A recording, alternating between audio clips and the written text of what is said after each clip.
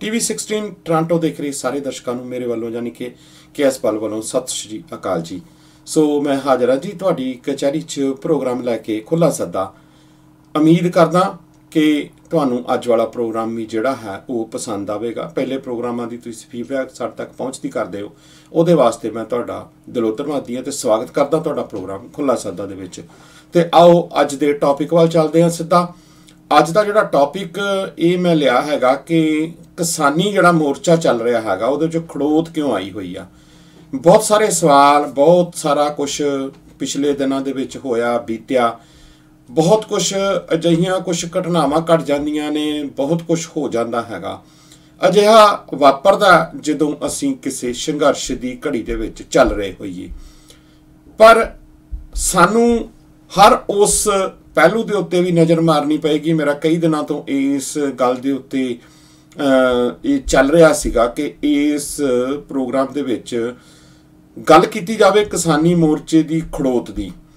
ਸੋ ਸਮਾਂ ਇਸ ਕਰਕੇ ਥੋੜ੍ਹਾ ਜਿਹਾ ਲੱਗਿਆ ਕਿ ਕੁਛ ਪਿੱਛੇ ਘਟਨਾਵਾਂ ਵੀ ਵਾਪਰਦੀਆਂ ਰਹੀਆਂ ਤੇ ਉਹਨਾਂ ਨੂੰ ਕਵਰ ਕਰਨਾ ਜ਼ਰੂਰੀ ਸੀ, ਉਹਨਾਂ 'ਤੇ ਗੱਲਬਾਤ ਕਰਨਾ ਜ਼ਰੂਰੀ ਸੀ। ਦੂਸਰਾ ਇਹ ਕਿ ਜਦੋਂ ਇਹ ਸੰਘਰਸ਼ ਚੱਲ ਰਿਹਾ ਤਾਂ ਇਸ ਦੇ ਉੱਤੇ ਸਾਨੂੰ ਫਿਰ ਹਰ ਪਹਿਲੂ ਨੂੰ ਖੰਗਾਲਣਾ ਪਏਗਾ ਤੇ ਫਿਰ ਜਾ ਕੇ ਅਸੀਂ ਤੁਹਾਡੇ ਨਾਲ ਜਿਹੜੀ ਗੱਲਬਾਤ ਜਿਹੜੀ ਆ ਉਹ ਪਹੁੰਚਦੀ ਕਰ ਸਕਦੇ ਹੈਗੇ ਆ। ਸੋ ਅੱਜ ਆਪਾਂ ਦੇਖਦੇ ਹਾਂ, ਚਾਹੇ ਗੱਲਾਂ ਅਸੀਂ ਜਿੰਨੀਆਂ ਮਰਜ਼ੀ ਵੱਡੀਆਂ ਕਰੀ ਜਾਈਏ ਜਾਂ ਬਹੁਤ ਆਪਾਂ ਆਪਣੇ ਮਨ ਨੂੰ ਤਸੱਲੀ ਦੇਈ ਜਾਈਏ, ਲੇਕਿਨ ਅਸਲੀਅਤ ਤੋਂ ਅਗਰ ਅਸੀਂ ਨਹੀਂ ਭੱਜਣਾ ਤੇ ਫਿਰ ਸਾਨੂੰ ਅਸਲੀਅਤ ਦੇ ਜਿਹੜੇ ਪਹਿਲੂ ਨੇ ਉਹਨਾਂ ਦੇ ਉੱਤੇ ਵਿਚਾਰ ਜਿਹੜਾ ਉਹ ਕਰ ਲੈਣਾ ਬਹੁਤ ਜ਼ਿਆਦਾ ਸਾਡੇ ਵਾਸਤੇ ਜ਼ਰੂਰੀ ਆ। ਉਸ ਦੇ ਬਗੈਰ ਅਸੀਂ ਜਿਹੜਾ ਹੈ ਆਪਣੇ ਆਪ ਦੀਆਂ ਅੱਖਾਂ ਦੇ ਵਿੱਚ ਘੱਟਾ ਪਾ ਰਹੇ ਹੋਵਾਂਗੇ ਤੇ ਅਸੀਂ ਅਸਲੀਅਤ ਤੋਂ ਜਿਹੜਾ ਹੈ ਭੱਜਾਂਗੇ। ਸੋ ਸਾਡਾ ਕਹਿਣ ਦਾ ਮਕਸਦ ਇਹ ਹੈਗਾ ਕਿ ਹਰ ਉਸ ਪਹਿਲੂ ਨੂੰ ਖੰਗਾਲੀਏ, ਦੇਖੀਏ ਕਿ ਮੋਰਚੇ ਦੇ ਵਿੱਚ ਖੜੋਤ ਆਉਣ ਦੇ ਕਾਰਨ ਕੀ ਸੀ, ਕਿਉਂ ਇਸ ਤਰ੍ਹਾਂ ਦੇ ਨਾਲ ਹੋਇਆ ਤੇ ਅੱਜ ਅਸੀਂ ਕਿੱਥੇ ਖੜੇ ਹੈਗੇ ਆ। ਸੋ ਪਹਿਲਾਂ ਇਸ ਸਾਰੇ ਮੋਰਚੇ ਨੂੰ ਸਾਨੂੰ ਸਮਝਣ ਦੀ ਥੋੜੀ ਜਿਹੀ ਜ਼ਰੂਰਤ ਪਏਗੀ। ਮੋਰਚੇ ਨੂੰ ਸਮਝਣਾ ਤਾਂ ਫਿਰ ਸਾਨੂੰ ਦੇਖਣਾ ਪਏਗਾ ਕਿ ਜਦੋਂ ਇਹ ਮੋਰਚੇ ਦੀ ਸ਼ੁਰੂਆਤ ਹੁੰਦੀ ਆ, ਜਿਸ ਜਾਹੋ ਜਲਾਲ ਦੇ ਨਾਲ ਇਸ ਮੋਰਚੇ ਦੀ ਸ਼ੁਰੂਆਤ ਹੋਈ ਤੇ ਮੋਰਚਾ ਜਿਹੜਾ ਸੀਗਾ ਉਹ ਇੱਕਦਮ ਐਡੇ ਵੱਡਾ ਰੂਪ ਲੈ ਗਿਆ ਕਿ ਇੰਟਰਨੈਸ਼ਨਲ ਮੀਡੀਆ ਦਾ ਵੀ ਜਿਹੜਾ ਧਿਆਨ ਬੜੀ ਬਾਖੂਬੀ ਜਿਹੜਾ ਉਹ ਖਿੱਚ ਲਿਆ ਗਿਆ। ਜਦੋਂ ਇੰਟਰਨੈਸ਼ਨਲ ਮੀਡੀਆ ਵੀ ਜਿਹੜਾ ਹੈ ਉਹ ਪੂਰੀ ਤਰ੍ਹਾਂ ਦੇ ਨਾਲ ਇਸ ਮੋਰਚੇ ਵੱਲ ਖਿੱਚਿਆ ਚਲਿਆ ਆਇਆ ਤੇ ਬਹੁਤ ਵੱਡੇ ਰੂਪ ਦੇ ਵਿੱਚ ਉੱਥੇ ਫਿਰ ਜਿਹੜੀ ਸਭ ਤੋਂ ਵੱਡੀ ਜਿਹੜੀ ਦੇਖਣ ਵਾਲੀ ਗੱਲ ਆ ਉਹ ਇਹ ਹੋਈ ਕਿ ਉਸ ਮੋਰਚੇ ਦੇ ਵਿੱਚ ਆਪ ਮੁਹਾਰੇ ਲੋਕ ਜਿਹੜੇ ਪਹੁੰਚੇ ਆਪਣੀ ਇੱਛਾ ਸ਼ਕਤੀ ਅਨੁਸਾਰ, ਆਪਣੀ ਇੱਛਾ ਦੇ ਅਨੁਸਾਰ, ਆਪਣੇ ਕੁਛ ਅਜਿਹੇ ਮਨ ਵਿੱਚ ਸੋਚ ਕੇ ਉਹ ਪਹੁੰਚੇ ਕਿ ਅਸੀਂ ਇਸ ਮੋਰਚੇ ਨੂੰ ਬੁਲੰਦੀਆਂ ਤੱਕ ਪਹੁੰਚਾਉਣਾ। ਉੱਥੇ ਹੀ ਅਸਲ ਦੇ ਵਿੱਚ ਮੋਰਚੇ ਦੇ ਵਿੱਚ ਇੱਕ ਅਜਿਹਾ ਪਹਿਲੂ ਚੱਲ ਪਿਆ ਕਿ ਉਸ ਪਹਿਲੂ ਨੇ ਇਹ ਦੇਖਿਆ ਕਿ ਇਸ ਮੋਰਚੇ ਦੀ ਜਿਹੜੀ ਅਗਵਾਈ ਆ ਉਹ ਕੌਣ ਕਰਨਗੇ। ਸੋ ਉਸ ਮੋਰਚੇ ਨੂੰ ਜਿਹੜਾ ਹੈ ਉਹ ਰੂਪ ਦੇਣ ਦੇ ਵਿੱਚ ਜਿਹੜਾ ਆਮ ਮੋਰਚੇ ਦੇ ਵਿੱਚ ਸੰਘਰਸ਼ੀ ਸੀਗਾ ਉਹਦਾ ਵੱਡਾ ਯੋਗਦਾਨ ਸੀ। ਪਰ ਉੱਥੇ ਇੱਕ ਕ੍ਰੈਡਿਟ ਵਾਰ ਜਿਹੜੀ ਸੀ ਉਹਦਾ ਜਿਹੜਾ ਆਗਾਜ਼ ਹੋ ਗਿਆ। ਉਸ ਦੇ ਵਿੱਚ ਸਟੇਜ ਦੀ ਕਾਰਵਾਈ ਕੌਣ ਸਾਂਭੇ, ਉਹ ਇੱਕਦਮ ਜਿਹੜੀ ਸੀ ਉਹ ਕਿਸਾਨ ਲੀਡਰਾਂ ਦੇ ਵਿੱਚ, ਯਾਨੀ ਕਿ ਪੰਜਾਬ ਤੋਂ ਗਈਆਂ ਹੋਈਆਂ 32 ਜਥੇਬੰਦੀਆਂ, 32, 33, 32, 31 ਜਿੰਨੀਆਂ ਤੁਸੀਂ ਕਹਿਣੀਆਂ ਚਾਹੋ, ਉਹਨਾਂ ਨੇ ਇੱਕਦਮ ਜਿਹੜਾ ਹੈ ਇੱਕ ਸੰਯੁਕਤ ਕਿਸਾਨ ਮੋਰਚੇ ਦੇ ਰੂਪ ਦੇ ਵਿੱਚ ਖੜਾ ਕਰਕੇ ਤੇ ਉੱਥੇ ਕਰ ਲਿਆ ਗਿਆ। ਉਸ ਤੋਂ ਇਲਾਵਾ ਦੇਸ਼ ਦੀਆਂ ਕੁਝ ਹੋਰ ਹਰਿਆਣੇ ਦੀਆਂ ਜਿਹੜੀਆਂ ਜਥੇਬੰਦੀ ਸੀਗੀ ਮੇਨ ਜਿਹੜੀ ਸੀਗੀ ਚਨੂਨੀ ਸਾਹਿਬ ਵਾਲੀ, ਉਹ ਤੇ ਬਾਕੀ ਕੁਝ ਹੋਰ ਜਿਹੜੇ ਸੀਗੇ ਉਹਨਾਂ ਨੇ ਆਪਣੀ ਜਿਹੜੀ ਸ਼ਮੂਲੀਅਤ ਕਰਦੇ ਹੋਏ ਇਸ ਦੇ ਵਿੱਚ ਹਾਮੀ ਭਰ ਦਿੱਤੀ। ਸੋ ਉੱਥੇ ਫਿਰ ਉਸ 31-32 ਜਥੇਬੰਦੀਆਂ ਤੋਂ ਵੀ ਇਲਾਵਾ ਕੁਝ ਸਟੇਜਾਂ ਜਿਹੜੀਆਂ ਵੱਖ ਹੁੰਦੀਆਂ ਨੇ, ਉਸ ਵੱਖ ਹੋਣ ਦੇ ਵਿੱਚ ਜਿਹੜਾ ਹੈ ਉਹ ਆਪਸੀ ਮਤਭੇਦ ਸੀ, ਇਹਨਾਂ ਦੇ ਆਪਸੀ ਇਹਨਾਂ ਦੀ ਕ੍ਰੈਡਿਟ ਵਾਰ ਸੀ ਅੰਦਰੋਂ ਅੰਦਰੀ, ਜਿਹੜੀ ਕਿ ਮੋਰਚੇ ਦੇ ਵਿੱਚ ਆਮ ਲੋਕਾਂ ਦੀ ਸ਼ਮੂਲੀਅਤ ਇੰਨੇ ਵੱਡੇ ਰੂਪ ਦੇ ਹੋਣ ਕਰਕੇ ਕੋਈ ਬਹੁਤਾ ਜ਼ਿਆਦਾ ਫਰਕ ਨਾ ਪਾ ਸਕੀ। ਇਸ ਕਰਕੇ ਸੰਯੁਕਤ ਮੋਰਚੇ ਦੀ ਜਿਹੜੀ ਸਟੇਜ ਸੀਗੀ ਉਹ ਵੱਡੀ ਹੋ ਕੇ ਵੱਡੇ ਰੂਪ ਦੇ ਵਿੱਚ ਬਾਹਰ ਉੱਭਰੀ ਤੇ ਉਸ ਦੇ ਵਿੱਚ ਹੀ ਜਿਹੜੇ ਉਸ ਸੰਯੁਕਤ ਮੋਰਚੇ ਦੇ ਮੇਨ ਕੁਝ ਚਿਹਰੇ 5-7 ਚਿਹਰੇ ਜੇ ਆਪਾਂ ਕਹਿਣਾ ਹੋਵੇ ਤੇ ਉਹ ਉੱਭਰ ਕੇ ਸਾਹਮਣੇ ਆਏ ਤੇ ਉਹਨਾਂ ਨੇ ਜਿਹੜਾ ਉਹ ਆਪਣੇ ਆਪ ਨੂੰ ਹੀ ਐਡੇ ਵੱਡੇ ਰੂਪ ਦੇ ਵਿੱਚ ਵੱਡਾ ਕਰ ਲਿਆ ਕਿ ਉਹਨਾਂ ਸਾਹਮਣੇ ਇਸ ਤਰ੍ਹਾਂ ਲੱਗਣ ਲੱਗ ਪਿਆ ਕਿ ਜਿੱਦਾਂ ਸਾਰੀ ਮੋਰਚੇ ਦੀ ਸਾਰਾ ਕੁਝ ਜਿਹੜਾ ਹੈ ਉਹ ਉਹਨਾਂ ਦੇ ਹੱਥ ਵਿੱਚ ਹੈ। ਇਹ ਇੱਕ ਵਹਿਮ ਕਹਿ ਲਈਏ, ਇੱਕ ਆਪਾਂ ਆਪਣੀ ਜਿਹੜੀ ਉਹਨਾਂ ਦੇ ਅੰਦਰ ਇੱਕ ਪਿਛਲਾ ਉਹਨਾਂ ਦਾ ਤਜਰਬਾ ਸੀ ਉਹਦੀ ਇੱਕ ਆਪਾਂ ਕਹਿ ਲਈਏ ਈਗੋ ਕਹਿ ਲਈਏ, ਉਹਦੇ 'ਚ ਉਹਨਾਂ ਨੂੰ ਇਸ ਤਰ੍ਹਾਂ ਦੇ ਨਾਲ ਲੱਗਣ ਲੱਗ ਪਿਆ ਕਿ ਲੋਕਾਂ ਨੇ ਸਾਨੂੰ ਪ੍ਰਮਾਣਿਤ ਕਰ ਦਿੱਤਾ। ਉਸ ਪ੍ਰਮਾਣਿਕਤਾ ਦਾ ਵਿੱਚ ਜਿਹੜਾ ਹੈ ਉਹ ਬਹੁਤ ਜ਼ਿਆਦਾ ਲੋਕਾਂ ਦੇ ਕੁਝ ਜਿਹੜੇ ਸੀਗੇ ਆਪਸੀ ਵਿਚਾਰਿਕ ਮਤਭੇਦ ਵੀ ਸੀਗੇ। ਇਸ ਦੇ ਬਾਵਜੂਦ ਵੀ ਇਹ ਕਰ ਲਿਆ ਗਿਆ ਕਿ ਚਲੋ ਮੋਰਚੇ ਦੀ ਸਫਲਤਾ ਵਾਸਤੇ ਇਹ ਚੀਜ਼ਾਂ ਜਿਹੜੀਆਂ ਨੇ ਉਹਨਾਂ ਨੂੰ ਪਿੱਛੇ ਛੱਡ ਦਿੱਤਾ ਜਾਵੇ ਤੇ ਜਿਹੜਾ ਕੋਈ ਅਗਵਾਈ ਕਰਦਾ ਉਹਨਾਂ ਨੂੰ ਜਿਹੜੀ ਹੈ ਉਹ ਅਗਵਾਈ ਕਰਨ ਦੇਣੀ ਚਾਹੀਦੀ ਹੈਗੀ ਆ। ਤੇ ਅਸਲੀਅਤ ਇਹ ਸੀ ਕਿ ਮੋਰਚੇ ਦੀ ਅਸਲੀ ਅਗਵਾਈ ਜਿਹੜੀ ਸੀਗੀ ਉਹ ਆਮ ਲੋਕ ਜਿਹੜੇ ਕਿ 10-12 ਕਿਲੋਮੀਟਰ ਦੇ ਵੱਡੇ ਕਾਫਲੇ ਦੇ ਰੂਪ 'ਚ ਬੈਠੇ ਸੀ ਉਹ ਕਰ ਰਹੇ ਸੀ ਅਸਲ ਦੇ ਵਿੱਚ। ਪਰ ਸਟੇਜ ਤੋਂ ਉਹਨਾਂ ਨੂੰ ਵੱਡੇ ਰੂਪ ਦੇ ਵਿੱਚ ਉਭਾਰ ਦਿੱਤਾ, ਮੀਡੀਆ ਵੱਲੋਂ ਉਭਾਰ ਦਿੱਤਾ, ਕੁਛ ਉਹਨਾਂ ਨੇ ਆਪਣੇ ਆਪ ਨੂੰ ਉਭਾਰ ਲਿਆ, ਕੁਛ ਜਦੋਂ ਸੋਸ਼ਲ ਪਲੇਟਫਾਰਮ ਤੋਂ ਲੈ ਕੇ ਤੇ ਵੱਡੇ ਵੱਡੇ TV channels national international level ਦੇ ਉੱਤੇ ਇਹ ਚੀਜ਼ ਘੁੰਮਣੀ ਸ਼ੁਰੂ ਹੋ ਗਈ ਤੇ ਉਹਨਾਂ ਦਾ ਜਿਹੜਾ ਕੱਦ ਸੀ ਉਹ ਵੱਡਾ ਹੋਣਾ ਸ਼ੁਰੂ ਹੋਇਆ। ਕੱਦ ਵੱਡੇ ਹੋਣ ਦੇ ਨਾਲ ਹੋਣਾ ਤਾਂ ਇਹ ਚਾਹੀਦਾ ਸੀਗਾ ਕਿ ਸਾਨੂੰ ਉਸ ਟਾਈਮ ਦੇ ਉੱਤੇ ਉਸ ਵਧਦੇ ਹੋਏ ਕੱਦ ਨੂੰ ਵਰਤਣਾ ਕਿਵੇਂ ਆ, ਜਾਂ ਅਸੀਂ ਗੱਲਬਾਤ ਨੂੰ ਸਰਕਾਰ ਦੇ ਨਾਲ ਕਰਨਾ ਕਿਵੇਂ ਆ, ਜਾਂ ਆਮ ਜਿਹੜੀ ਪਬਲਿਕ ਹੈਗੀ ਆ ਉਹਨੂੰ ਅਸੀਂ ਕਿਵੇਂ ਨਾਲ ਲੈ ਕੇ ਚੱਲਣਾ, ਉਹਦੇ ਵਿੱਚ ਇੱਕ ਜਿਹੜਾ ਸੀਗਾ ਉਹ ਬਹੁਤ ਵੱਡਾ ਗੈਪ ਫਰਕ ਜਿਹੜਾ ਸੀਗਾ ਉਹ ਆਉਣਾ ਸ਼ੁਰੂ ਹੋ ਗਿਆ।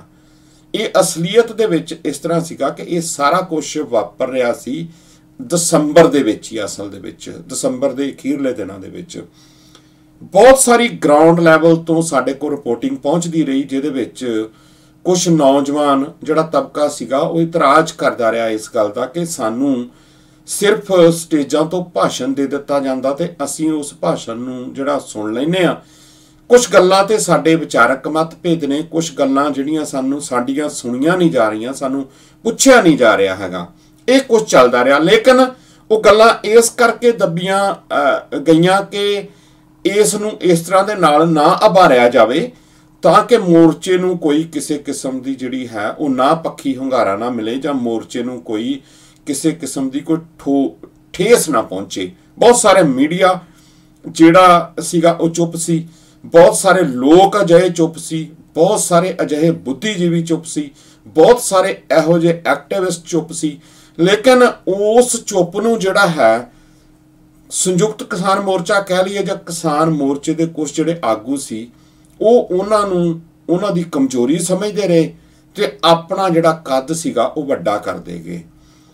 ਉਹਦਾ ਹੀ ਫਿਰ ਇੱਕ ਰੂਪ ਉੱਪਰ ਕੇ ਜਿਹੜਾ ਹੈ ਉਹ ਜਦੋਂ ਇਹਨਾਂ ਨੇ ਟਰੈਕਟਰ ਮਾਰਚ ਦਾ ਜਿਹੜਾ ਐਲਾਨ ਕੀਤਾ 26 ਜਨਵਰੀ ਦੇ ਟਰੈਕਟਰ ਮਾਰਚ ਤੋਂ ਪਹਿਲਾਂ ਇੱਕ ਟਰੈਕਟਰ ਮਾਰਚ ਹੋਰ ਰਿਹਰਸਲ ਦੇ ਰੂਪ ਦੇ ਵਿੱਚ ਹੁੰਦਾ। ਸੋ ਜਦੋਂ ਰਿਹਰਸਲ ਦੇ ਰੂਪ ਦੇ ਵਿੱਚ ਹੁੰਦਾ ਬਹੁਤ ਵੈਲ ਆਰਗੇਨਾਈਜ਼ਡ ਉਸ ਨੂੰ ਕੀਤਾ ਗਿਆ ਕਿਉਂਕਿ ਉਦੋਂ ਟਰੈਕਟਰਾਂ ਦੀ ਜਿਹੜੀ ਗਿਣਤੀ ਸੀ ਉਹ ਘੱਟ ਸੀ ਤੇ ਉਹਨੂੰ ਸਿਰਫ ਇੱਕ ਰਿਹਰਸਲ ਦੇ ਰੂਪ 'ਚ ਕੀਤਾ ਗਿਆ। ਭਾਰਤੀ ਏਜੰਸੀਆਂ ਤੇ ਭਾਰਤੀ ਜਿਹੜੀਆਂ ਖੁਫੀਆ ਏਜੰਸੀਆਂ ਨੇ, ਭਾਰਤ ਦੀ ਜਿਹੜੀ ਹੋਰ ਸਾਰੀ ਸਰਕਾਰ ਆ ਉਹਦੇ ਕੋਲ ਇਹ ਰਿਪੋਰਟਸ ਜਿਹੜੀਆਂ ਉਹ ਪਹੁੰਚਦੀਆਂ ਹੋਈਆਂ ਕਿ ਅਗਰ ਇਸ ਤਰ੍ਹਾਂ ਦੇ ਨਾਲ ਵਾਪਰ ਗਿਆ ਤਾਂ ਫਿਰ ਸਾਡੇ ਵਾਸਤੇ ਇਸ ਇਕੱਠ ਨੂੰ ਜਿਹੜਾ ਹੈ ਉਹ ਸਾਹਮਣਾ ਬਹੁਤ ਔਖਾ ਹੋਏਗਾ। ਅਸੀਂ ਮਜਬੂਰ ਹੋ ਜਾਾਂਗੇ ਕਿਸੇ ਨਾ ਕਿਸੇ ਅਜਿਹੇ ਫੈਸਲੇ ਦੇ ਉੱਤੇ ਆਉਣ ਤੇ ਕਿ ਸਾਡੇ ਵਾਸਤੇ ਕੋਈ ਨਾ ਕੋਈ ਸਾਨੂੰ ਫੈਸਲਾ ਜਿਹੜਾ ਉਹ ਲੈਣਾ ਪੈਣਾ ਹੈਗਾ। ਉੱਥੇ ਫਿਰ ਜਦੋਂ ਇਹਨਾਂ ਨੂੰ ਇੱਕ ਆਵਾਜ਼ ਜਿਹੜੀ ਆ ਉਹ ਦੇਣੀ ਪਈ ਜਾਂ ਦਿੱਤੀ ਜਾਂਦੀ ਆ ਕਿ ਆਪਾਂ 26 ਜਨਵਰੀ ਨੂੰ ਜਿਹੜਾ ਹੈ ਉਹ ਇੱਕ ਵੱਡਾ ਮਾਰਚ ਜਿਹੜਾ ਆਪਾਂ ਕੱਢਾਂਗੇ, ਇਹ ਉਸ ਦੀ ਜਿਹੜਾ ਸੈਕੰਡ ਪਾਰਟ ਸੀਗਾ। ਸੋ ਉਸ ਸੈਕੰਡ ਪਾਰਟ ਦੇ ਵਿੱਚ ਇਹ ਇੱਕ ਬੜਾ ਵੱਡਾ ਸਵਾਲੀਆ ਨਿਸ਼ਾਨ ਸੀ ਕਿ ਇੱਕ ਬੰਨੇ 26 ਜਨਵਰੀ ਦਾ ਜਿਹੜਾ ਵੱਡਾ ਇਤਿਹਾਸਕ ਦਿਨ ਵਜੋਂ ਭਾਰਤ ਦੀ ਸਰਕਾਰ ਮਨਾਉਂਦੀ ਆ, ਉਸੇ ਮੌਕੇ ਦੇ ਉੱਤੇ ਜਿੱਥੇ ਕਿ ਦਿੱਲੀ ਦੇ ਵਿੱਚ ਆਮ 26 ਜਨਵਰੀ ਨੂੰ ਤੁਸੀਂ ਜਿਹੜਾ ਹੈ ਇੱਕ ਆਮ ਬੰਦਾ, ਅਗਰ ਕਿਸੇ ਜਿਹੜੇ ਬਹੁਤੇ ਲੋਕ ਡਾਇਸਪੋਰਾ ਵਾਲੇ ਨੇ ਉਹ ਚੰਗੀ ਤਰ੍ਹਾਂ ਜਾਣਦੇ ਨੇ ਕਿ ਜੇ ਕਿਸੇ ਨੇ 26 ਜਨਵਰੀ ਦੇ ਨੇੜੇ ਤੇੜੇ ਬਾਹਰ ਇਧਰੋਂ ਕਿਤੇ ਜਾਣਾ ਹੋਵੇ ਜਾਂ ਉਧਰੋਂ ਆਉਣਾ ਹੋਵੇ ਤੇ ਕਿੰਨੀ ਤਕਲੀਫ ਵਿੱਚੋਂ ਉਹਨਾਂ ਨੂੰ ਗੁਜ਼ਰਨਾ ਪੈਂਦਾ, ਜਾਂ ਆਮ ਜਿਹੜਾ ਪਬਲਿਕ ਜਿਹੜੀ ਆ ਜਦ ਕਿ ਉਸ ਦਿਨ ਸਰਕਾਰੀ ਛੁੱਟੀ ਹੋਣ ਦੇ ਬਾਵਜੂਦ ਜਾਂ ਇੱਕ ਅੱਧੇ ਦਿਨ ਜਾਂ 2 ਦਿਨ ਪਹਿਲਾਂ ਅਗਰ ਦਿੱਲੀ ਦੀ ਤੁਸੀਂ ਵਿਜ਼ਿਟ ਕਰਨੀ ਹੋਵੇ ਤਾਂ ਕਿੰਨੀ ਤਕਲੀਫ ਚੋਂ ਬੰਦੇ ਨੂੰ ਗੁਜ਼ਰਨਾ ਪੈਂਦਾ। ਬਹੁਤ ਸਾਰੇ ਅਜਿਹੇ ਖਾਵੇਂ ਹਾਲਾਤ ਨਹੀਂ ਹੁੰਦੇ ਉਸ ਟਾਈਮ ਦੇ ਉੱਤੇ, ਬਹੁਤ ਸਾਰੀ ਸਿਕਿਉਰਿਟੀ, ਬਹੁਤ ਸਾਰਾ ਹੋਰ ਕੁਛ ਜਿਹੜਾ ਉੱਥੇ ਲਾਇਆ ਜਾਂਦਾ ਤੇ ਉਸ ਕਰਕੇ ਆਮ ਜਿਹੜੀ ਉੱਥੇ ਰਹਿੰਦੀ ਪਬਲਿਕ ਆ ਉਹਨੂੰ ਵੀ ਇਹ ਚੀਜ਼ਾਂ ਜਿਹੜੀਆਂ ਨੇ ਉਹ ਫੇਸ ਕਰਨੀਆਂ ਪੈਂਦੀਆਂ ਹੈਗੀਆਂ ਨੇ। ਇਹ ਐਲਾਨ ਕਰਨਾ ਜਾਂ ਇਸ 26 ਜਨਵਰੀ ਨੂੰ ਅਸੀਂ ਇਹ ਟਰੈਕਟਰ ਪਰੇਡ ਕਰਾਂਗੇ, ਇਸ ਦੇ ਉੱਤੇ ਇਹ ਜਿਹੜੀ ਤਰੀਕ ਦੇਣੀ, ਇਹ ਇੱਕ ਬੜਾ ਵੱਡਾ ਸਵਾਲੀਆ ਨਿਸ਼ਾਨ ਜਿਹੜਾ ਸੀਗਾ ਉਹ ਖੜਾ ਹੋਇਆ। ਕੀਤਾ ਕਿਸ ਨੇ? ਬਹੁਤ ਸਾਰੇ ਉਹਨਾਂ ਲੋਕਾਂ ਨੇ ਕੀਤਾ ਕਿ ਇਹ ਕੁਛ ਨੇ ਇਸ ਕਰਕੇ ਕੀਤਾ ਕਿ ਇਹ ਸਮਾਂ ਜਿਹੜਾ ਨਹੀਂ ਸੀ ਹੋਣਾ ਚਾਹੀਦਾ, ਕੋਈ 2-4 ਦਿਨ ਅੱਗੇ ਪਿੱਛੇ ਹੋਣਾ ਚਾਹੀਦਾ ਸੀਗਾ, ਪਰ ਉਹ ਆਵਾਜ਼ਾਂ ਜਿਹੜੀਆਂ ਸੀਗੀਆਂ ਉਹ ਦੱਬੀਆਂ ਗਈਆਂ। ਪ੍ਰੋਗਰਾਮ ਇਸ ਤਰ੍ਹਾਂ ਦੇ ਨਾਲ ਦੋਸਤੋ ਜਾਰੀ ਰਹੇਗਾ। ਸਮਾਂ ਇੱਕ ਬ੍ਰੇਕ ਦਾ ਹੋ ਗਿਆ, ਬ੍ਰੇਕ ਤੋਂ ਬਾਅਦ ਆਪਾਂ ਦੁਬਾਰਾ ਕੰਟੀਨਿਊ ਕਰਦੇ ਹੈਗੇ ਆ। ਮਿਲਦੇ ਹਾਂ ਜੀ ਇੱਕ ਛੋਟੀ ਜਿਹੀ ਬ੍ਰੇਕ ਤੋਂ ਬਾਅਦ।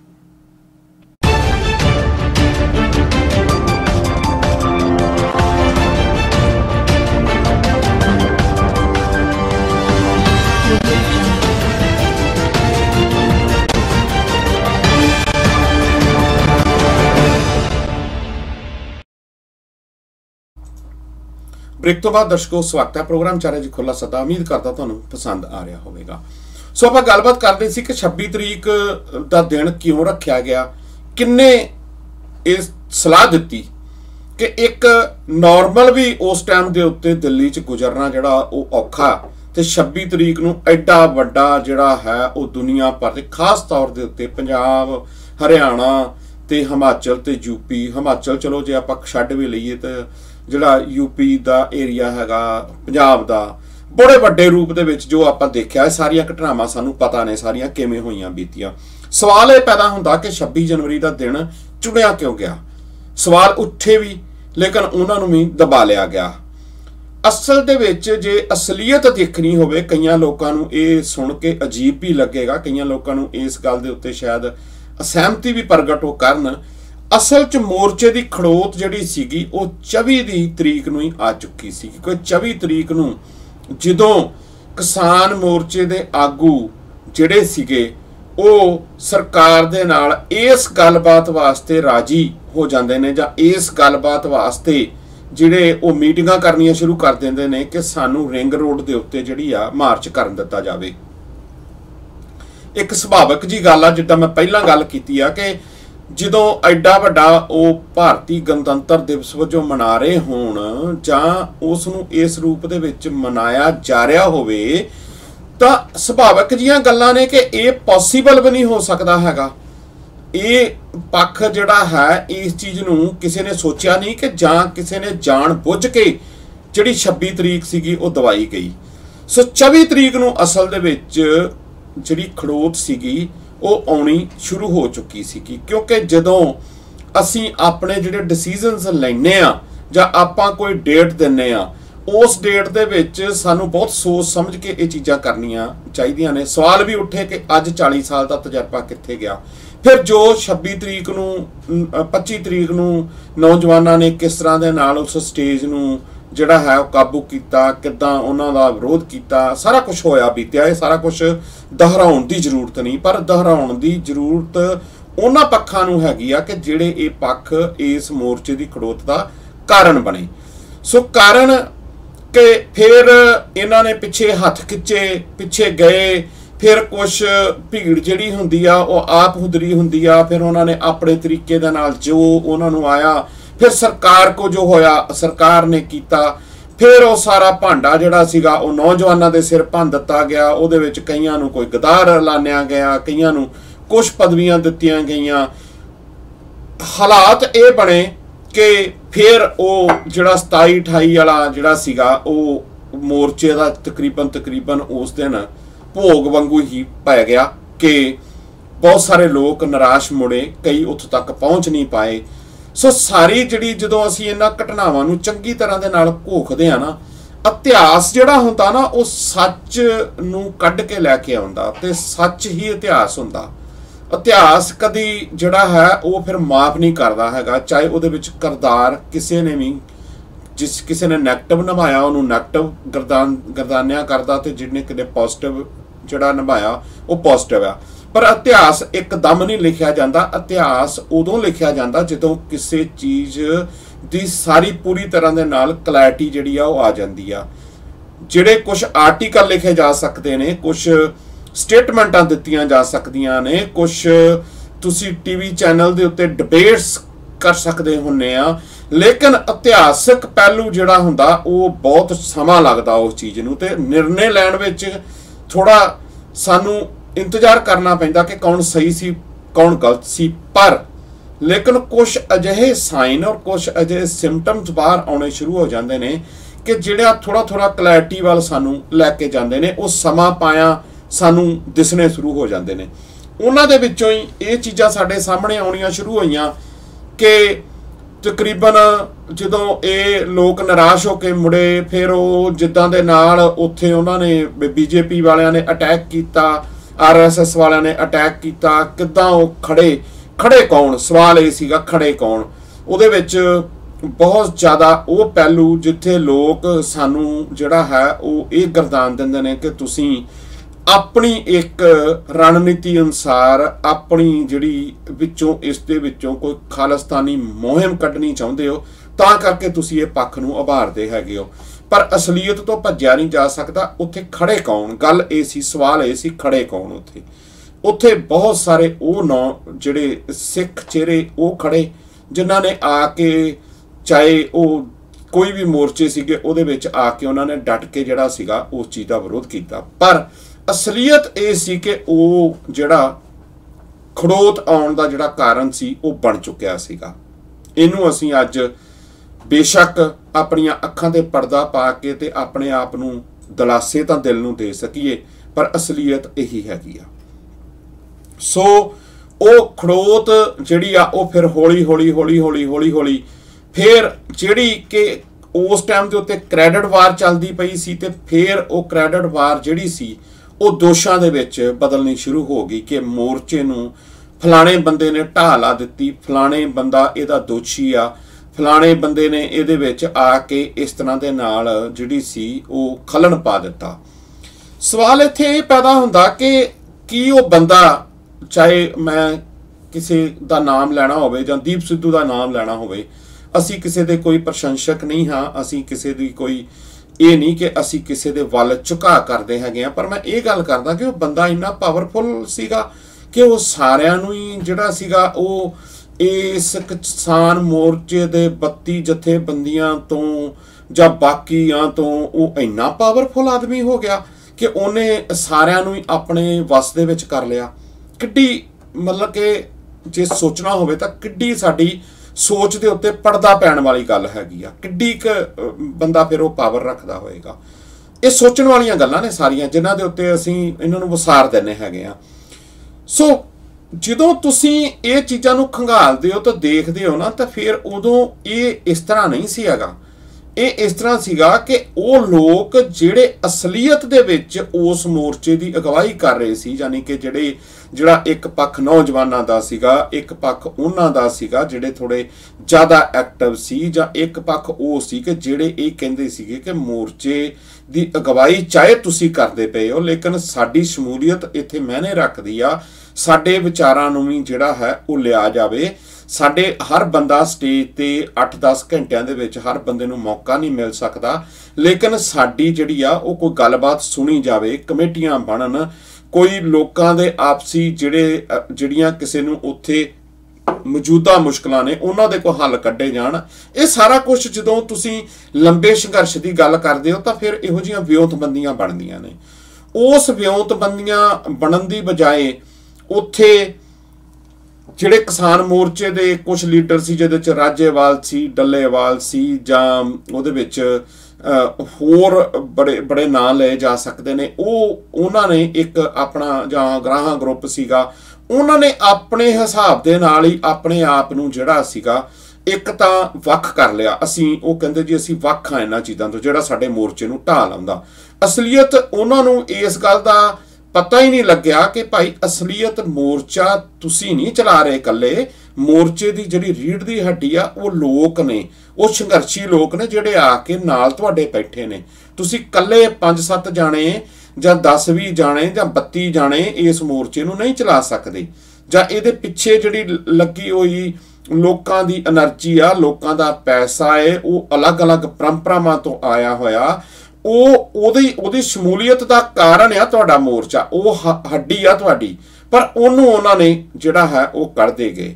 ਜਦੋਂ ਉਹ ਆਪ ਤਾਂ ਆਪਣਾ ਕੱਦ ਵੱਡੇ ਕਰਦੇ ਗਏ ਤੇ ਮੋਰਚਾ ਛੋਟਾ ਹੁੰਦਾ ਗਿਆ, ਤੇ ਅੱਜ ਉਹ ਮੋਰਚਾ ਇਸ ਜਗ੍ਹਾ ਦੇ ਉੱਤੇ ਆ ਕੇ ਖੜ ਗਿਆ ਕਿ ਜਿੰਨੇ ਵੀ ਇਹਨਾਂ ਨੇ ਬਾਅਦ ਵਿੱਚ ਪ੍ਰੋਗਰਾਮ ਦਿੱਤੇ, ਚਾਹੇ ਕੁਝ ਲੋਕ ਸੰਸਦ ਜਿਹੜੀ ਇਹਨਾਂ ਨੇ ਕਿਸਾਨ ਸੰਸਦ ਲਾਈ ਉਹਦੀ ਕੋਈ ਪ੍ਰਾਪਤੀ ਮੰਨਦੇ ਆ, ਲੇਕਿਨ ਅਸਲੀਅਤ ਦੇ ਵਿੱਚ ਮੋਰਚੇ ਨੂੰ ਜਿਹੜਾ ਹੈ ਉਹ ਕਿਸੇ ਤਰ੍ਹਾਂ ਦੇ ਨਾਲ ਹਲੂਣਾ ਨਹੀਂ ਮਿਲ ਸਕਿਆ। ਚਾਹੇ ਉਹ ਸੰਸਦ ਵੱਲ ਮਾਰਚ ਕਰਨ ਦੀ ਗੱਲ ਕਹੀ ਹੋਵੇ, ਉਸ ਤਰੀਕ ਨੂੰ ਵੀ ਬਦਲਣਾ, ਉਸ ਤੋਂ ਬਾਅਦ ਬਾਕੀ ਜਿਹੜੇ ਵੀ ਕੋਈ ਪ੍ਰੋਗਰਾਮ ਦਿੱਤੇ ਗਏ ਜਾਂ ਦਿੱਤੇ ਗਏ ਪ੍ਰੋਗਰਾਮਾਂ ਦੇ ਵਿੱਚ ਕੋਈ ਬਹੁਤ ਜ਼ਿਆਦਾ ਵੱਡਾ ਰੋਲ ਨਹੀਂ ਨਿਭ ਸਕਿਆ।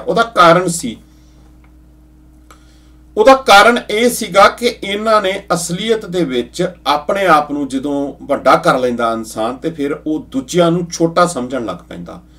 ਇਹਨਾਂ ਨੇ ਅਜਿਹਾ ਹੀ ਕੁਛ ਜਿਹੜਾ ਉਹ ਕੀਤਾ। ਕਈਆਂ ਨੂੰ ਗੁੱਸਾ ਲੱਗਦਾ ਜਦੋਂ ਇਹ ਗੱਲ ਕੀਤੀ ਜਾਵੇ, ਪਰ ਅੱਜ ਦੇ ਹਾਲਾਤ ਇਹ ਨੇ ਕਿ ਅੱਜ ਅਸੀਂ ਕਿੱਥੇ ਖੜੇ ਆ। ਇਹ ਖੜੋਤ ਐਡੀ ਵੱਡੀ ਸਰਕਾਰ ਜਿਹੜੀ ਆ ਅੱਜ ਉਹ ਕਿਉਂ ਗੱਲਬਾਤ ਕਰੂਗੀ? ਸਰਕਾਰ ਕਿਉਂ ਤੁਹਾਡੇ ਨਾਲ ਕਿਸ ਗੱਲ ਦੇ ਉੱਤੇ ਉਹ ਝੁਕੇਗੀ? ਕਿਉਂਕਿ ਸਰਕਾਰ ਨੂੰ ਇਸ ਚੀਜ਼ ਦਾ ਕੋਈ ਨੁਕਸਾਨ ਹੀ ਨਹੀਂ ਹੋ ਰਿਹਾ, ਸਰਕਾਰ ਨੂੰ ਕੋਈ ਇਸ ਚੀਜ਼ ਦਾ ਕੋਈ ਪ੍ਰੈਸ਼ਰ ਹੀ ਨਹੀਂ ਰਿਹਾ। ਨਾ ਉਹਨਾਂ ਕੋਲ ਇੰਟਰਨੈਸ਼ਨਲ ਪ੍ਰੈਸ਼ਰ ਰਿਹਾ, ਨਾ ਉਹਨਾਂ ਕੋਲ ਤੁਹਾਡਾ ਮੋਰਚੇ ਦਾ ਕੋਈ ਪ੍ਰੈਸ਼ਰ ਰਿਹਾ, ਨਾ ਹੀ ਉਹਨਾਂ ਕੋਲ ਕੋਈ ਆਪੋਜੀਸ਼ਨ ਪਾਰਟੀ ਦਾ ਪ੍ਰੈਸ਼ਰ ਹੈਗਾ। ਸੋ ਕਿਸਾਨ ਜਥੇਬੰਦੀਆਂ ਕੱਲੀਆਂ ਜਿਹੜੀਆਂ ਨੇ ਉਹ ਆਪਣੇ ਆਪ ਨੂੰ ਵੱਡਾ ਕਰਕੇ ਇਸ ਮੋਰਚੇ ਨੂੰ ਕਿਵੇਂ ਜਿਹੜਾ ਉਹ ਪਾਰ ਲਗਾ ਦੇਣਗੀਆਂ, ਕਿਵੇਂ ਉਹ ਇਹ ਚੀਜ਼ ਨੂੰ ਜਿਹੜਾ ਉਹ ਇਹ ਸੋਚ ਕੇ ਬੈਠੇ ਨੇ ਕਿ ਅਸੀਂ ਮੋਰਚੇ ਨੂੰ ਤਗੜੇ ਰੂਪ ਦੇ ਵਿੱਚ ਲੜ ਰਹੇ ਹੈਗੇ ਆ, ਜਦ ਕਿ ਸਰਕਾਰ ਦੇ ਕੋਲ ਕੋਈ ਪ੍ਰੈਸ਼ਰ ਨਹੀਂ ਰਿਹਾ। ਔਰ ਖੜੀ ਹੋਈ ਚੀਜ਼ ਜਿਹੜੀ ਆ ਉਹ ਜਦੋਂ ਕੋਈ ਇਨਸਾਨ ਇਸ ਧਰਤੀ ਦੇ ਉੱਤੋਂ ਆਪਣਾ ਸਰੀਰ ਛੱਡਦਾ ਤੇ ਪਹਿਲਾਂ ਉਹਨੂੰ ਹਿਲਾ ਕੇ ਦੇਖਿਆ ਜਾਂਦਾ ਕਿ ਇਹਦੇ 'ਚ ਜਾਨ ਜੂਨ ਹੈਗੀ ਆ ਕਿ ਨਹੀਂ। ਸਰਕਾਰ ਜਿਹੜੀ ਆ ਉਹਨੇ ਅਜਿਹਾ ਹੀ ਕੀਤਾ ਕਿ ਉਹਨੇ ਕਈ ਵਾਰ ਹਲੂਣੇ ਮਾਰ ਕੇ ਦੇਖੇ ਕਿ ਇਹਦੇ 'ਚ ਜਾਨ ਜੂਨ ਹੈਗੀ ਆ ਕੋਈ ਕਿ ਨਹੀਂ। ਉਹ ਮਾੜੀ ਮੋਟੀ ਕੋਈ ਐਕਟੀਵਿਟੀ ਹੁੰਦੀ ਆ, ਉਸ ਤੋਂ ਬਾਅਦ ਸਾਰਾ ਕੁਝ ਠੰਡਾ ਪੈ ਜਾਂਦਾ। ਇਹ ਮੈਂ ਗੱਲ ਜਿਹੜੀ ਆਪਣੀ ਆ, ਇਹ ਮੈਂ ਗੱਲ ਕੋਈ ਇਸ ਤਰ੍ਹਾਂ ਨਹੀਂ ਕਰਦਾ, ਮੈਂ ਬਹੁਤ ਗਰਾਊਂਡ ਲੈਵਲ ਦੇ ਉੱਤੇ ਪਹਿਲਾਂ ਲੋਕਾਂ ਦੇ ਨਾਲ ਗੱਲਬਾਤ ਕਰਨ ਤੋਂ ਬਾਅਦ ਤੁਹਾਡੇ ਤੱਕ ਇਹ ਪਹੁੰਚਦੀ ਕਰਦਾ ਪਿਆ। ਬਹੁਤ ਸਾਰੇ ਲੋਕਾਂ ਨਾਲ ਗੱਲਬਾਤ ਹੋਈ, ਬਹੁਤ ਸਾਰੇ ਅਜਿਹੇ ਉਹ ਕਿਸਾਨ ਲੀਡਰ ਬਿਲਕੁਲ ਪਿਕਚਰ 'ਚ ਨਹੀਂ ਆ, ਲੇਕਿਨ ਉਹ ਆਪਣੀ ਇੱਕ ਅਹਿਮੀਅਤ ਰੱਖਦੇ ਆ। ਉਹਨਾਂ ਲੋਕਾਂ ਨਾਲ ਵੀ ਅਸੀਂ ਆਫ ਦੀ ਏਅਰ ਜਿਹੜੀ ਆ ਉਹ ਗੱਲਬਾਤ ਕੀਤੀ ਤੇ ਫਿਰ ਤੁਹਾਡੇ ਤੱਕ ਪਹੁੰਚਦਾ ਜਿਹੜਾ ਅਸੀਂ ਇਹ ਪ੍ਰੋਗਰਾਮ ਕਰਦੇ ਪਏ ਹੈਗੇ ਆ। ਵਕਫਾ ਇੱਕ ਬ੍ਰੇਕ ਦਾ ਹੋ ਗਿਆ। ਬ੍ਰੇਕ ਤੋਂ ਬਾਅਦ ਆਪਾਂ ਅਖੀਰਲੇ ਪਾਰਟ ਦੇ ਵਿੱਚ ਬਾਕੀ ਜਿਹੜੀ ਖੜੋਤ ਦੇ ਬਾਰੇ ਆਪਾਂ ਗੱਲਬਾਤ ਕਰਾਂਗੇ। ਮਿਲਦੇ ਹਾਂ ਜੀ ਇੱਕ ਛੋਟੀ ਜਿਹੀ ਬ੍ਰੇਕ ਤੋਂ ਬਾਅਦ।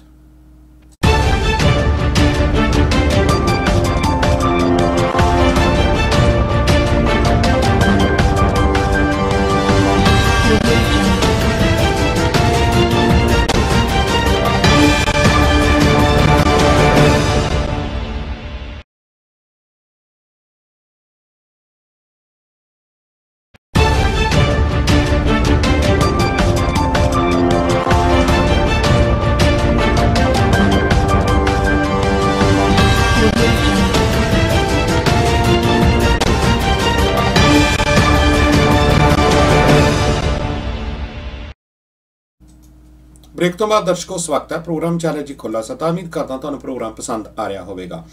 ਸੋ ਮੈਂ ਗੱਲਬਾਤ ਕਰਦਾ ਸੀਗਾ ਕਿ ਗਰਾਊਂਡ ਲੈਵਲ ਤੇ ਅਸੀਂ ਜਦੋਂ ਗੱਲਬਾਤ ਕੀਤੀ, ਬਹੁਤ ਸਾਰੇ ਲੋਕਾਂ ਨਾਲ ਗੱਲਬਾਤ ਕੀਤੀ, ਬਹੁਤ ਸਾਰੇ ਲੋਕਾਂ ਨਾਲ ਟੈਲੀਫੋਨਿਕਲੀ ਅਸੀਂ ਗੱਲਬਾਤ ਕੀਤੀ। ਗੱਲਬਾਤ ਕਰਨ ਤੋਂ ਬਾਅਦ ਤੁਹਾਡੇ ਨਾਲ ਇਹ ਅਸੀਂ ਗੱਲਬਾਤ ਤੁਹਾਡੇ ਨਾਲ ਪਹੁੰਚਦੀ ਕਰਦੇ ਪਏ ਹਾਂ।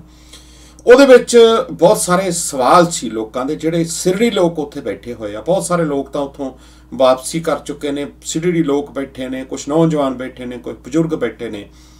ਅਸਲੀਅਤ ਦੇ ਵਿੱਚ ਉਹ ਲੋਕ ਇਸ ਮੋਰਚੇ ਦੀ ਅੱਜ ਵੀ ਅਗਵਾਈ ਕਰਦੇ ਪਏ ਨੇ, ਪਰ ਬਦਕਿਸਮਤੀ ਦੇ ਨਾਲ ਜਿਹੜੇ ਅਗਵਾਈ ਕਰ ਰਹੇ ਨੇ ਉਹ ਲੋਕ ਅੱਜ ਕਿਤੇ ਦਿਖਦੇ ਨਹੀਂ।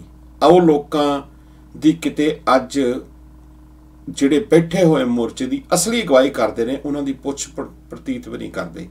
ਬਹੁਤ ਸਾਰੇ ਲੋਕ ਜਦੋਂ ਬਿਮਾਰ ਹੁੰਦੇ ਨੇ, ਆਪਣੇ ਤੌਰ ਦੇ ਉੱਤੇ ਨੌਜਵਾਨ ਜਿਹੜੇ ਨੇ ਜਾਂ ਆਪਣੇ ਤੌਰ ਦੇ ਉੱਤੇ ਉੱਥੇ ਟੈਂਟਾਂ ਦੇ ਵਿੱਚ ਬੈਠੇ ਹੋਏ ਲੋਕ ਆਪਣੀ ਹਿੰਮਤ ਨਾਲ ਹੀ ਕੋਈ ਉਹਨਾਂ ਨੂੰ ਦਵਾ ਦਾਰੂ ਦੀ ਗੱਲਬਾਤ ਕਰਦੇ ਨੇ, ਜਾਂ ਕਿਤੇ ਕੋਈ ਅਜਿਹੀ ਘਟਨਾ ਵਾਪਰ ਜਾਂਦੀ ਆ ਤੇ ਕਿਸਾਨ ਯੂਨੀਅਨ ਵਾਲੇ ਜਾਂ ਕਿਸਾਨ ਜਿੰਨੇ ਵੀ ਨੇਤਾ ਆਪਣੇ ਆਪ ਨੂੰ ਸਮਝਦੇ ਨੇ, ਉਹ ਸਭ ਤੋਂ ਪਹਿਲਾ ਕੰਮ ਇਹ ਕਰਦੇ ਨੇ ਕਿ ਉਹ ਪੱਲਾ ਝਾੜ ਜਾਂਦੇ ਨੇ ਹਰ ਗੱਲ ਦੇ ਉੱਤੇ। ਇਸ ਸਵਾਲ ਦਾ ਜਵਾਬ ਪਿਛਲੇ ਦਿਨਾਂ ਦੇ ਵਿੱਚ ਹੋਈ ਘਟਨਾ ਤੋਂ ਬਾਅਦ ਸਾਡੇ ਨਾਲ ਇੱਕ ਕਿਸਾਨ ਨੇਤਾ ਵਜੋਂ ਜਿਹੜੇ ਮਿਸਟਰ ਔਲਖ ਸੀ ਉਹ ਵੀ ਕਰਕੇ ਗਏ ਇਹ ਗੱਲ। ਬਹੁਤ ਸਾਰੇ ਹੋਰ ਲੋਕਾਂ ਨੇ ਵੀ ਸਾਡੇ ਨਾਲ ਜਿਹੜੀਆਂ ਗੱਲਾਂ ਬਾਤਾਂ ਕੀਤੀਆਂ ਕਿ ਪੱਲਾ ਝਾੜਨ ਵਾਲੀ ਗੱਲ, ਇਹ ਪੱਲਾ ਅਸਲ ਸ਼ੁਰੂ ਤੋਂ ਝਾੜਦੇ ਆ ਰਹੇ ਨੇ, ਇਸ ਕਰਕੇ ਕਿ ਸਾਡਾ ਜਿਹੜਾ ਹੈ ਇਹਦੇ 'ਚ ਕੋਈ ਹੱਥ ਨਹੀਂ ਹੈਗਾ।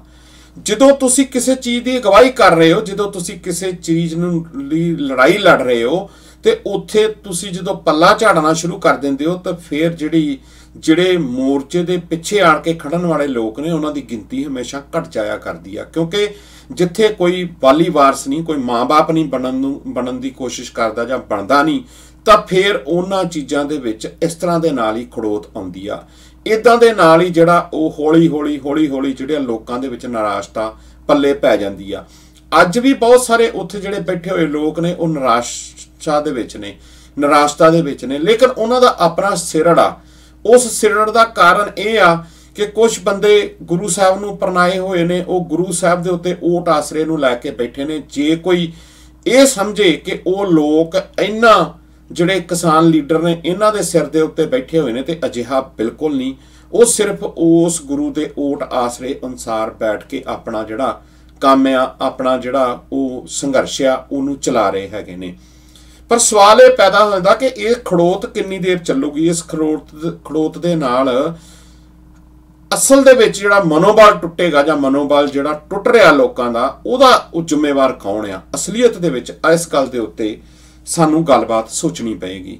ਜ਼ਿੰਮੇਵਾਰ ਨੇ ਇਹ ਲੋਕ, ਜਿਹੜੇ ਲੋਕ ਆਪਣੇ ਆਪ ਨੂੰ ਬਹੁਤ ਵੱਡਿਆਂ ਕਰ ਗਏ, ਇਹ ਉਸ ਤਰ੍ਹਾਂ ਦੇ ਨਾਲ ਵੱਡਿਆਂ ਕਰ ਗਏ, ਇਹ ਉਦਾਂ ਦੇ ਨਾਲ ਬਿਆਨਬਾਜ਼ੀਆਂ ਕਰਨ ਲੱਗ ਪਏ, ਇਹ ਉਦਾਂ ਦੇ ਸਟੇਜ ਦੇ ਉੱਤੇ ਜਾ ਕੇ ਖੜ ਗਏ ਕਿ ਅੱਜ ਇਹ ਬਿਲਕੁਲ ਇੱਕ ਪੋਲੀਟੀਕਲ ਲੀਡਰਾਂ ਦੀ ਤਰ੍ਹਾਂ ਵਿਚਰਦੇ ਨੇ।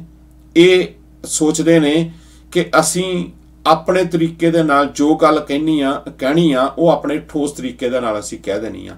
ਅੱਜ ਹੋ ਕੀ ਰਿਹਾ ਕਿ ਉਸ ਸਟੇਜ ਨੂੰ ਕਵਰ ਕਰਨ ਵਾਸਤੇ ਕਿੰਨੇ ਕੁ ਲੋਕ ਨੇ, ਸੋਸ਼ਲ ਮੀਡੀਆ ਤੇ ਕਿੰਨੇ ਕੁ ਲੋਕ ਨੇ, ਕਿੰਨੇ ਕੁ ਭਾਸ਼ਣ ਤੁਹਾਡੇ ਤੱਕ ਪਹੁੰਚਦੇ ਨੇ, ਕਿਉਂਕਿ ਉਹ ਭਾਸ਼ਣ ਜਿਹੜੇ ਨੇ ਉਹ ਪੁਰਾਣੇ ਹੋ ਚੁੱਕੇ ਨੇ। ਉਸ ਭਾਸ਼ਣਾਂ ਦੇ ਵਿੱਚ ਕੋਈ ਨਵੀਨਤਾ ਨਹੀਂ, ਕੋਈ ਪ੍ਰੋਗਰਾਮ ਨਹੀਂ, ਕੋਈ ਅੱਗੇ ਦੀ ਵਿਉਂਤਬੰਦੀ ਨਹੀਂ। ਸੋ ਜਦੋਂ ਕਿਸੇ ਚੀਜ਼ ਦੀ ਵਿਉਂਤਬੰਦੀ ਖਤਮ ਹੋ ਜਾਂਦੀ ਹੈ, ਜਦੋਂ ਤੁਹਾਡਾ ਉਸ ਦੇ ਵਿੱਚ ਐਕਟਿਵ ਹੋਣਾ ਜਿਹੜਾ ਉਹ ਲੋਕਾਂ ਨੂੰ ਜਿਹੜਾ ਸਵਾਲੀਆ ਨਿਸ਼ਾਨ ਖੜੇ ਕਰਨ ਲੱਗ ਪੈਂਦਾ ਹੈਗਾ, ਉਦੋਂ ਫਿਰ ਇਹੋ ਜਿਹੀਆਂ ਚੀਜ਼ਾਂ ਜਿਹੜੀਆਂ ਨੇ ਉਹ ਵਾਪਰਦੀਆਂ ਨੇ। ਪਰ ਹੈ ਬਹੁਤ ਮੰਦਭਾਗਾ ਇਸ ਕਰਕੇ ਜਿਨ੍ਹਾਂ ਦੇ ਘਰਾਂ ਦੇ ਜੀ ਚੱਲ ਗਏ 700-800 ਵਿੱਚ, ਜਿਹੜੇ ਜਿਨ੍ਹਾਂ ਦੇ ਘਰਾਂ ਦੇ ਜੀ ਚੱਲ ਗਏ, ਚਾਹੇ ਉਹ ਕਿਸੇ ਵੀ ਤਰ੍ਹਾਂ ਦੇ ਨਾਲ ਗਏ ਹੋਣ, ਕਦੀ ਉਹਨਾਂ ਨੂੰ ਪੁੱਛ ਕੇ ਦੇਖੋ। ਸੋ ਅਸਲੀਅਤ ਗੱਲ ਇਹ ਹੈਗੀ ਆ ਕਿ ਮੋਰਚੇ ਦੇ ਜਿਹੜੇ ਖੜੋਤ ਦੇ ਕਾਰਨ ਨੇ, ਇਹ ਕਾਰਨ ਇਹੀ ਲੋਕ ਨੇ, ਇਹੀ ਲੋਕ ਜਿਹੜੇ ਅਗਵਾਈ ਕਰ ਰਹੇ ਨੇ। ਜੇ ਅਗਵਾਈ ਕਰਨ ਵਾਲੇ ਤੁਸੀਂ ਆਪਣੇ ਕੱਦ ਵੱਡੇ ਕੀਤੇ ਨੇ ਤੇ ਅੱਜ ਅਗਰ ਮੋਰਚੇ ਦੀ ਖੜੋਤ ਦਾ ਕਾਰਨ ਹੋ ਤੇ ਉਹ ਵੀ ਜ਼ਿੰਮੇਵਾਰੀ ਤੁਹਾਡੇ ਸਿਰ ਹੀ ਬਣਦੀ ਆ, ਲੋਕਾਂ ਦੇ ਸਿਰ ਨਹੀਂ ਬਣਦੀ। ਤੁਸੀਂ ਅੱਜ ਉਹਨਾਂ ਲੋਕਾਂ ਨੂੰ ਉਸ ਕਟਹਿਰੇ 'ਚ ਖੜੇ ਨਹੀਂ ਕਰ ਸਕਦੇ ਕਿ ਤੁਸੀਂ ਸਾਡਾ ਸਾਥ ਨਹੀਂ ਦਿੱਤਾ, ਕਿਉਂਕਿ ਤੁਸੀਂ ਆਏ ਹੋਏ ਲੋਕਾਂ ਨੂੰ ਸੰਭਾਲ ਹੀ ਨਹੀਂ ਸਕੇ।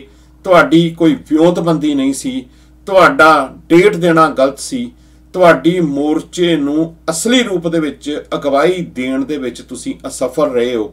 ਉਹਦੇ ਕਾਰਨ ਕਰਕੇ ਨਾ ਸਰਕਾਰ ਤੇ ਫਰਕ ਪਿਆ, ਨਾ ਉਹਨਾਂ ਦੀਆਂ ਏਜੰਸੀਆਂ ਤੇ ਫਰਕ ਪਿਆ, ਨਾ ਹੀ ਤੁਸੀਂ ਕੋਈ ਉਸ ਦਾ ਹੱਲ ਕਰਵਾ ਸਕੇ। ਤੇ ਅੱਜ ਸਿਰਫ ਇਸ ਸਿਚੁਏਸ਼ਨ 'ਚ ਨੇ ਕਿ ਕਿਸੇ ਦੀ ਜਿਹੜੀ ਤੋਂ ਤੁਸੀਂ ਸਟੇਜ ਵਾਸਤੇ ਲੜਦੇ ਰਹੇ, ਜਿਸ ਸਟੇਜ ਦੇ ਵਾਸਤੇ ਤੁਸੀਂ ਲੋਕਾਂ ਦੇ ਉੱਤੇ ਬੋਲਣ ਦੀਆਂ ਪਾਬੰਦੀਆਂ ਲਾਉਂਦੇ ਰਹੇ, ਅੱਜ ਉਸ ਸਟੇਜ ਤੋਂ ਤੁਸੀਂ ਜਿਹੜਾ ਕੋਈ ਅਜਿਹਾ ਐਲਾਨ ਨਹੀਂ ਕਰ ਪਾ ਰਹੇ ਤੇ ਇਹ ਤੁਹਾਡੀ ਕਮਜ਼ੋਰੀ ਆ। ਉਹਦਾ ਕਾਰਨ ਵੀ ਇਹੀ ਬਣਦਾ ਕਿ ਲੋਕ ਤੁਹਾਡੇ ਤੇ ਬੇਵਿਸ਼ਵਾਸੇ ਜਿਹੜੇ ਨੇ ਉਹ ਹੋ ਚੁੱਕੇ ਨੇ, ਕਿਉਂਕਿ ਉਹਨਾਂ ਨੂੰ ਵਿਸ਼ਵਾਸ ਨਹੀਂ ਰਿਹਾ ਤੁਹਾਡੇ ਉੱਤੇ। ਤੁਹਾਡੀ ਉਸ ਕਿਸੇ ਕਹੀ ਹੋਈ ਗੱਲ ਦੇ ਉੱਤੇ ਉਹ ਵਿਸ਼ਵਾਸ ਕਰਨ ਨੂੰ ਤਿਆਰ ਨਹੀਂ ਨੇ। ਇਸ ਕਰਕੇ ਤਿਆਰ ਨਹੀਂ ਕਿ ਤੁਸੀਂ ਆਪਣੀ ਗੱਲ ਦੇ ਉੱਤੇ ਕਦੀ ਰੁਕੇ ਹੀ ਨਹੀਂ, ਕਦੀ ਕਿਸੇ ਗੱਲ ਦੇ ਉੱਤੇ ਤੁਸੀਂ ਸਟੈਂਡ ਹੀ ਨਹੀਂ ਲਿਆ। ਇਹਦਾ ਕਾਰਨ ਕਰਕੇ ਅੱਜ ਮੋਰਚੇ ਦੇ ਵਿੱਚ ਇੱਕ ਐਡੀ ਵੱਡੀ ਖੜੋਤ ਆ ਚੁੱਕੀ ਆ ਕਿ ਇਹ ਸੋਚਿਆ ਜਾਣ ਲੱਗ ਪਿਆ ਕਿ ਹੁਣ ਇਸ ਚੀਜ਼ ਦਾ ਬਣੇਗਾ ਕੀ, ਇਹਦਾ ਹੋਏਗਾ ਕੀ। ਤੇ ਇਸ ਵਾਸਤੇ ਅੱਜ ਤੁਸੀਂ ਇਹ ਸੋਚ ਰਹੇ ਹੋ ਕਿ ਕਿਸੇ ਨਾ ਕਿਸੇ ਦੇ ਗਲ ਪਾ ਕੇ ਇਸ ਮੋਰਚੇ ਤੋਂ ਕਿਸੇ ਤਰ੍ਹਾਂ ਦੇ ਨਾਲ ਅਸੀਂ ਖਹਿੜਾ ਛਡਾ ਲਈਏ, ਚਾਹੇ ਉਹ ਨਿਹੰਗ ਸਿੰਘਾਂ ਦੇ ਸਿਰ ਪਾ ਦਿਓ ਜਾਂ ਕੁਝ ਹੋਰ ਕਾਰਵਾਈਆਂ ਕਰਕੇ ਪਰਵਾ ਲਿਓ, ਜਾਂ ਤੁਸੀਂ ਇਹ ਕੱਲ ਨੂੰ ਗੱਲ ਕਹਿ ਕੇ ਪਵਾ ਲਿਓ ਕਿ ਇਹਦੇ ਵਿੱਚ ਤਾਂ ਜਿਹੜੇ ਸੀਗੇ ਉਹ ਖਾਲਿਸਤਾਨੀ ਪੱਖ ਜਿਹੜਾ ਆਉਣ ਕਰਕੇ ਸਾਡਾ ਮੋਰਚਾ ਫੇਲ ਹੋ ਗਿਆ, ਫਲਾਣੀਆਂ ਗੱਲ ਕਰਕੇ ਫੇਲ ਹੋ ਗਿਆ। ਸੋ ਇਹ ਸਿਰਫ ਬਹਾਨੇ ਨੇ, ਇਹ ਸਿਰਫ ਤੁਹਾਡੀ ਫੇਲੀਅਰ ਦਾ ਇੱਕ ਜਿਹੜਾ ਹੈਗਾ ਉਹ ਨਤੀਜਾ, ਜਿਹਦੇ ਕਾਰਨ ਕਰਕੇ ਅੱਜ ਮੋਰਚੇ ਦੇ ਵਿੱਚ ਐਡੀ ਵੱਡੀ ਖੜੋਤ ਆਈ ਪਈ ਆ। ਇਸ ਖੜੋਤ ਦਾ ਕਾਰਨ ਵੀ ਤੁਸੀਂ ਹੋ, ਇਸ ਖੜੋਤ ਨੂੰ ਲਿਆਉਣ ਵਾਲੇ ਵੀ ਤੁਸੀਂ ਹੋ। ਤੇ ਇਹਦੇ ਪਿੱਛੇ ਅਗਰ ਕੋਈ ਮੋਰਚਾ ਅੱਜ ਤੁਸੀਂ ਬਿਨਾਂ ਕੋਈ ਗੱਲ ਮਨਵਾਏ ਇੱਥੋਂ ਚਲੇ ਜਾਂਦੇ ਹੋ, ਜਾਂ ਤੁਸੀਂ ਆਪਣੀ ਵਾਪਸੀ ਕਰ ਲੈਂਦੇ ਹੋ, ਜਾਂ ਕਿਸੇ ਵਿਉਂਤਬੰਦੀ ਦੇ ਨਾਲ ਤੁਸੀਂ ਇਸ ਦੇ ਵਿੱਚ ਕੋਈ ਅਜਿਹਾ ਲੋਕਾਂ ਦੇ ਅੱਖਾਂ ਦੇ ਵਿੱਚ ਘੱਟਾ ਪਾ ਕੇ ਇੱਥੋਂ ਜਾਂਦੇ ਹੋ, ਇਤਿਹਾਸ ਤੁਹਾਨੂੰ ਕਦੀ ਮਾਫ ਨਹੀਂ ਕਰੇਗਾ। ਮੈਂ ਪਹਿਲਾਂ ਕਿਹਾ ਸੀ, ਇਤਿਹਾਸ ਜਿਹੜਾ ਲਿਖਿਆ ਜਾਂਦਾ ਉਹਨੂੰ ਟਾਈਮ ਜ਼ਰੂਰ ਲੱਗਦਾ, ਪਰ ਉਹ ਸੱਚ ਦਾ ਸੱਚ ਜਿਹੜਾ ਹੈ ਉਹ ਕਰਕੇ ਹੀ ਲਿਖਦੇ ਨੇ। ਉਹਦੇ ਵਾਸਤੇ ਸਮਾਂ ਜ਼ਰੂਰ ਥੋੜਾ ਲੰਬਾ ਲੱਗਦਾ, ਪਰ ਉਹ ਕਿਰਦਾਰ ਜਿਹੜੇ ਨੇ, ਉਹ ਜ਼ਮੀਰਾਂ ਵਾਲੇ ਲੋਕ ਜਿਹੜੇ ਨੇ, ਉਹਨਾਂ ਨੂੰ ਉੱਪਰਲੀ ਪਦਵੀ ਤੇ ਬਿਠਾਇਆ ਜਾਂਦਾ ਤੇ ਜਿਹੜੀਆਂ ਮਰੀਆਂ ਹੋਈਆਂ ਜ਼ਮੀਰਾਂ ਨੇ ਉਹਨਾਂ ਨੂੰ ਗਦਾਰ ਹੀ ਐਲਾਨਿਆ ਜਾਂਦਾ। ਇਹ ਗੱਲ ਆਪਣੇ ਦਿਲ ਦੇ ਨਾਲ ਬੰਨ੍ਹ ਕੇ ਰੱਖ ਲਿਓ। ਇਸ ਇਤਿਹਾਸ ਨੇ ਕਿਸੇ ਨੂੰ ਵੀ ਮਾਫ ਨਹੀਂ ਕੀਤਾ ਤੇ ਤੁਹਾਨੂੰ ਵੀ ਮਾਫ ਨਹੀਂ ਕਰੇਗਾ ਅਗਰ ਤੁਸੀਂ ਆਉਣ ਵਾਲੇ ਸਮੇਂ ਦੇ ਵਿੱਚ ਕੋਈ ਇਸ ਤਰ੍ਹਾਂ ਦੀ ਜਿਹੜੀ ਆ ਉਹ ਵਿਉਂਤਬੰਦੀ ਕਰ ਰਹੇ ਹੋ, ਜਾਂ ਤੁਸੀਂ ਸਿੱਧੇ ਰਸਤੇ ਤੇ ਜਾਂ ਤੁਸੀਂ ਅਸਿੱਧੇ ਰਸਤੇ। ਇਹ ਸਾਰੀ ਦੁਨੀਆ ਨੂੰ ਹੁਣ ਪਤਾ ਕਿ ਕਿਹੜੇ ਸਰਕਾਰ ਦੇ ਨਾਲ ਕਿੱਦਾਂ ਦੀਆਂ ਗੱਲਾਂ ਬਾਤਾਂ ਜਿਹੜੀਆਂ ਨੇ ਅੰਦਰ ਖਾਤੇ ਕਰਦੇ ਰਹੇ ਨੇ, ਹੁਣ ਤੱਕ ਕਰਦੇ ਨੇ ਤੇ ਆਉਣ ਵਾਲੇ ਸਮੇਂ 'ਚ ਵੀ ਉਹ ਕਰਦੇ ਰਹਿਣਗੇ। ਉਮੀਦ ਕਰਦਾ ਕਿ ਤੁਹਾਨੂੰ ਅੱਜ ਵਾਲਾ ਪ੍ਰੋਗਰਾਮ ਪਸੰਦ ਆਇਆ ਹੋਵੇਗਾ। ਸਮਾਂ ਹੋ ਗਿਆ ਜੀ ਸਮਾਪਤੀ ਦਾ। ਕੱਲ ਨੂੰ ਆਪਾਂ ਦੁਬਾਰਾ 6 ਵਜੇ ਤੁਹਾਡੇ ਨਾਲ ਟੋਰਾਂਟੋ ਸਮੇਂ ਮੁਤਾਬਕ ਨਵਾਂ ਪ੍ਰੋਗਰਾਮ ਨਵੇਂ ਟੌਪਿਕ ਦੇ ਨਾਲ ਮਿਲਾਂਗੇ। ਸੋ ਭੈ ਕਹੂ ਕੋ ਦੇਤਨਾ ਨਹਿ ਪੈ ਮਾਨ ਤਾਨ, ਨਾਨਕ ਨਾਮ ਚੜ੍ਹਦੀ ਕਲਾ, ਤੇਰੇ ਭਾਣੇ ਸਰਬੱਤ ਦਾ ਭਲਾ। ਵਾਹਿਗੁਰੂ ਜੀ ਕਾ ਖਾਲਸਾ, ਵਾਹਿਗੁਰੂ ਜੀ ਕੀ ਫਤਿਹ।